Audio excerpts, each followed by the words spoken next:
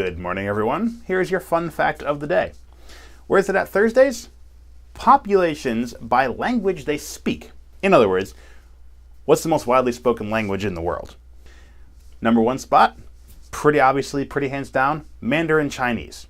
Country China has over 1 billion people in it, and while not all of them speak Mandarin, vast majority of them do.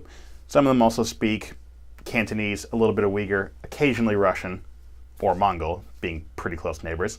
Mandarin Chinese takes the top spot with nearly 1 billion native speakers worldwide.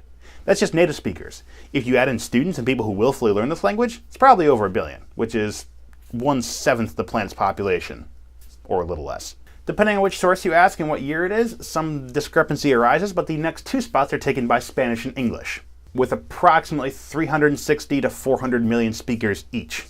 Approximately 5+% of the entire global population.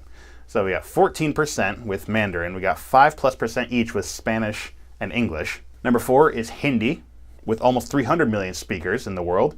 Again, these are native speakers. This doesn't actually count the amount of people who willfully learn this language or live elsewhere and learn the language on their own volition. And then number 5 is Arabic, with nearly 300 million speakers.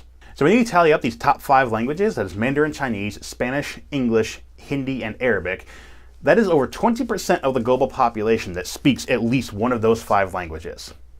Odds are they speak more. So if you can speak any of those 5 languages, you can readily converse with just about 1 out of every 5 people you might ever meet in the world, statistically speaking. Obviously, if you go to a foreign country where you know those languages aren't prevalent, you can't count on those statistics to uphold very well.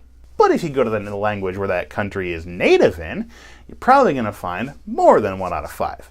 That's how statistics works. They average.